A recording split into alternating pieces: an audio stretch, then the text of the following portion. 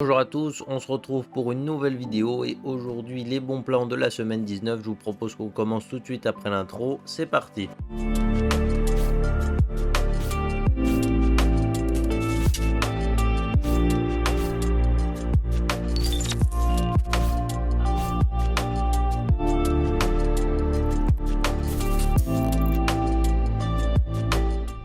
On change pas d'habitude, tous les produits sont dans la description, dans l'ordre de passage et sont tous rangés par prix croissant. Par exemple, chaque processeur est rangé avec les processeurs, avec les prix croissants. Donc on va commencer directement. Alors on commence cette semaine avec un kit plutôt sympathique, un kit évolution. Pour 260 euros, on retrouve une carte mère et un Ryzen 5 5600, qui est un excellent processeur qui fait très bien le boulot.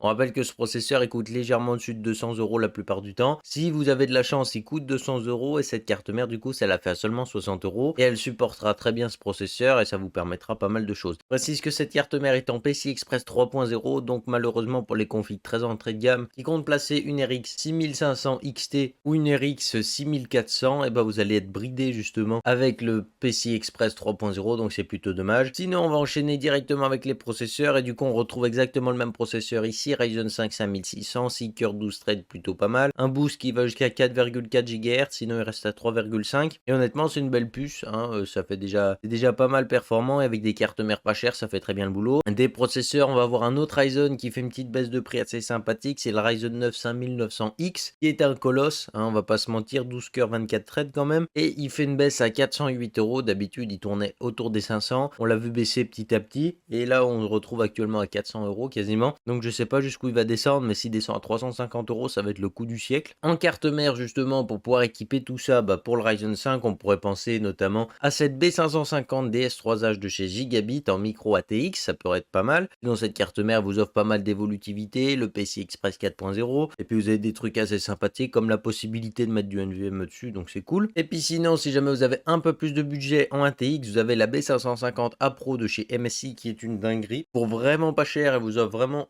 pas mal de choses, notamment une évolutivité plutôt sympathique, un style très sobre mais très efficace, des VRM très costauds, mais sinon voilà, ça peut être une très bonne carte mère, ce genre de petit Ryzen 5 avec pourquoi pas un petit overclocking, de la mémoire un peu costaud mais pas trop. Bref, c'est vraiment un bon passe-partout cette carte mère et pour le Ryzen 5 ça ferait parfaitement l'affaire. Et puis pour ceux qui ont du Intel et qui cherchent une carte mère pas trop chère, la moins chère dans ce moment c'est la Z690P Pro de chez MSI. Alors c'est une carte mère en DDR4, donc on n'est pas obligé d'aller se ruiner avec la DDR5, et pour 180 euros ça vous permet déjà d'avoir une petite plateforme Intel assez sympathique avec un chipset haut de gamme. Pour ceux qui cherchent de la mémoire, ces temps-ci on a un petit kit G-Skill qui est pas mal. Alors 3200 MHz casse 16, il y en a qui vont me dire que chez Corsair on en trouve des moins chers. Honnêtement vu la gueule des puces de chez Corsair, je préfère mettre un petit peu plus et aller chez G-Skill. Donc voilà, là on va avoir une des belles barrettes G-Skill pour 77 euros. D'habitude ça tourne plutôt quasiment autour des 90, donc c'est plutôt bien. Et puis si jamais ceux qui veulent un kit 4000 MHz casse 18, il y en a un qui circule à 118 euros. Normalement c'est 108 euros avec frais de livraison, mais je l'ai pas mis dans les bons plans parce qu'avec les 8 euros de frais de livraison il est un peu intéressant mais pas trop.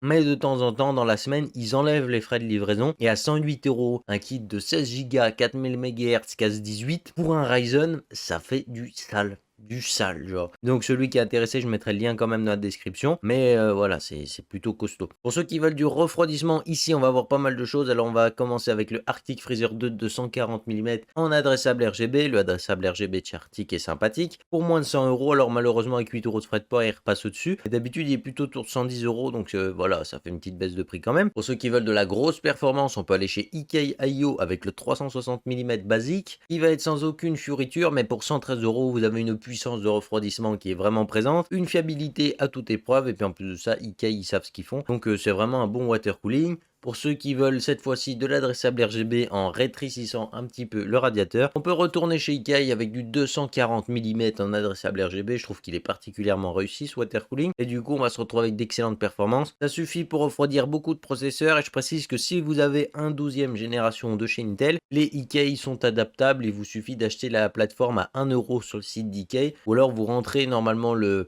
numéro de série de votre produit et normalement il vous l'envoie gratuitement. Je crois que j'ai un abonné qui m'a dit ça. Donc voilà, c'est plutôt cool, n'hésitez pas à demander. Et puis pour ceux qui cherchent du refroidissement haut de gamme sans se ruiner, ben on va voir les Cooler Master SF120M qui font une grosse baisse de prix ici parce qu'ils tournent souvent autour des 15 €. Savoir que ça, c'était vraiment les ventilateurs ultra haut de gamme de chez Cooler Master qui sont lancés à 35 € de base sur le papier au niveau du prix. Et puis là, du coup, on les retrouve à 15 €. Alors pourquoi ils sont à 15 €? Que c'est parce qu'ils sont mauvais? Bah pas du tout en fait, c'est parce que savoir qu'à 35 €, il y a beaucoup de gens entre du Noctua et du Cooler Master, bah ils vont pas aller chez Cooler Master, hein, ils vont aller chez Noctua. Donc voilà, ça leur fait un petit peu pécher. Mais sinon, franchement, ça a d'excellents ventilateurs. Si vous êtes intéressé par un test de celui-ci, n'hésitez pas à me le dire dans la description. Voilà, vous me le faites savoir. Et puis si jamais je pourrais en acheter 3, puis je vous les essaierai en vidéo, comme ça peut éventuellement vous aider ou à les acheter ou à les choisir. Donc voilà, si jamais ça vous intéresse, n'hésitez pas à le dire, vraiment, comme ça on peut tester tout ça. Sinon, au niveau des cartes graphiques, on a 2-3 trucs sympathiques. On retrouve la même RX 6500 XT que la semaine dernière à 198 € pour 5 € de frais de port en plus. Et honnêtement, le modèle dual fait très bien le boulot. 200 balles pour ce niveau de performance, on va dire. C'est pas le meilleur coup du siècle, mais vu le prix des cartes graphiques en ce moment, pourquoi pas aller là-dessus si vraiment vous n'avez pas les moyens, ça fait toujours tourner des jeux. Sinon, vous avez la RX 6600 qui là est très rentable chez Amazon Allemagne. On se retrouve ici avec un modèle dual. C'est l'excellent passe-partout du milieu de gamme. En gros, chez Asus, vous avez deux modèles milieu de gamme à peu près qui sont le TUF et le dual. Les deux là ont une gamme à peu près équivalente. Cette année, la TUF dépasse légèrement la dual puisqu'elle est vraiment bien équipée. Mais si jamais vous avez un peu moins d'argent et que vous trouvez la dual, franchement, la dual est l'excellence dans le milieu de gamme. Pour moi, dans le milieu de gamme, vous n'avez pas forcément une meilleure carte. Certes, c'est pas forcément la plus belle, mais niveau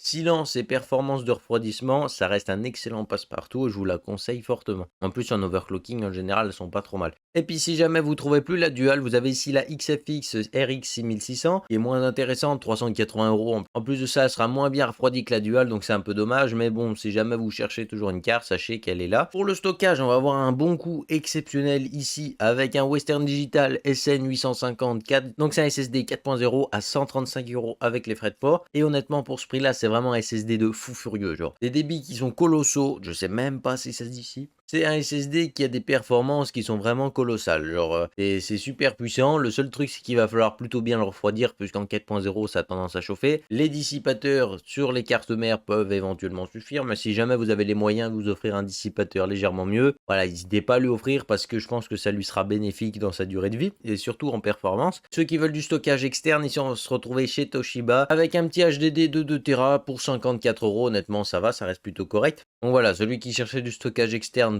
un peu gros sans pour autant aller dans l'abus, on va dire que c'est une offre assez intéressante. Pour alimenter tout ça, on va avoir deux alimentations particulièrement intéressantes. On va avoir la EVGA 500BR qui est une excellente alimentation. Franchement, si vous avez une config entrée de gamme à monter en ce moment, qui peut rentrer dans une alimentation 500 watts, et bah honnêtement, ce genre d'alim, c'est parfait pour vous. On va se retrouver avec la qualité de chez EVGA qui est incroyable, des sécurités en veux-tu en voilà, normalement t'as pas trop de risques. Et en plus de ça, elle a des câbles pré-gainés noirs, donc déjà ça offre un style plutôt sympa à ta config. 53 €, donc c'est plutôt cool. Voilà, ça fait très bien le boulot. Et si jamais tu as une config qui rentre dans 550 watts ou 500 watts, hein, on va dire que la marge est pas super grosse, et bah là tu as le choix avec la RM550X 80 plus Gold, garantie 10 ans de chez Corsair, c'est une excellente alimentation. 82 €, c'est un excellent prix, d'habitude on est plutôt autour des 100 ou 110. Donc voilà, ça fait très bien l'affaire et honnêtement, si tu cherches une alim haut de gamme, elle est vraiment faite pour toi ici. Et puis sinon, pour finir un petit peu tout ça, un écran qu'on retrouve énormément, c'est le Samsung Odyssey G5 qui est incurvé avec une dalle VA.